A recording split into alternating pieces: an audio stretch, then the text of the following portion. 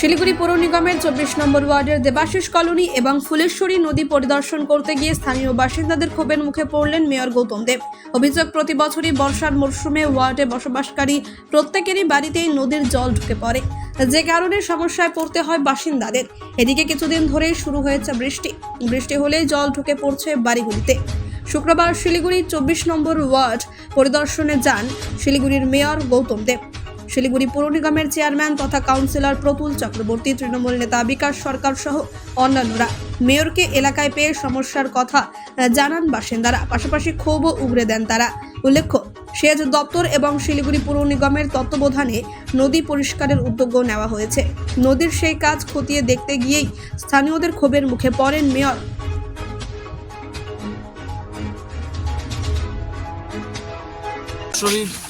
Mainly প্রথমটা কোথায় হবে? 24 নম্বর ওয়ার্ড, পাশে কিছুটা 20 বর্ডার ছিল, 30। এটা নদীটা তো অনেক সংকীর্ণ হয়ে গেছে। তারপর এখানে কিছুটা অ্যাসাইডের প্রোগ্রাম বহুদিন আগে এলজিডি থেকে করেছিল এসটিপি। সেখানে পাইপলাইনগুলো আছে, তার চেম্বারগুলো আছে, দুই সাইডে বাড়িঘর বহুদিন ধরে হয়ে আসছে। তো সেটাকে আমাদের জেসিপি দিয়ে কাজ করছে। জায়গায় জায়গায় নদী সংকীর্ণ, যখন একসাথে প্রচুর জল ডিসচার্জ হচ্ছে পাহাড়ি নদীর উপর বেশি বৃষ্টি হলে তখন জল পরিবহন ক্ষমতাটা আমরা ডিপ করলেও সেটা একবারে বেরোতে পারছে না, এবং বেরোতে না পারলে সেই জলটা দুকুলের যেখানে যেখানে স্পেস পাচ্ছে জল সেখানটায় ঢুকে যাচ্ছে এবং জনবসতিকে প্লাবিত করছে।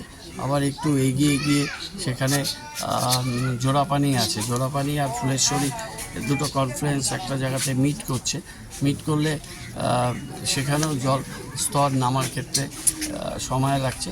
সেটা আমরা ডাইভারশন নেব, ওই জায়গাটায় স্কোপ আছে, যতটা সম্ভব ডাইভারশন নেব। ইরিগেশন ইঞ্জিনিয়াররা এসছেন, তাদের সাথে বসে আমরা পুরো স্টেজটা দেখলাম। এখানে ডাউনস্ট্রিম থেকে কাজ শুরু হয়েছে, যেখানে চট পড়ে গেছে সেগুলোকে কাটবে, লাইলিংগুলো ঠিক করে দেবে। এবার লাইলিংয়ের পাশে অনেক মাটি জমে আছে, সেগুলোকে লিফটিং হবে এবং এখানে মেকানিক্যালি এই যে হিউজ গার্বেজ সিলটেশন হোয়াটএভার প্রায় 70-100 বছরের পুরনো, সেগুলোকে তুলে লিফট করা।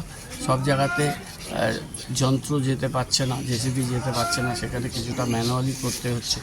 বর্ষা এসে গেছে, কাজটা একটু স্লো হচ্ছে, কিন্তু আমরা দেখে গেলাম পুরো স্ট্রেচ।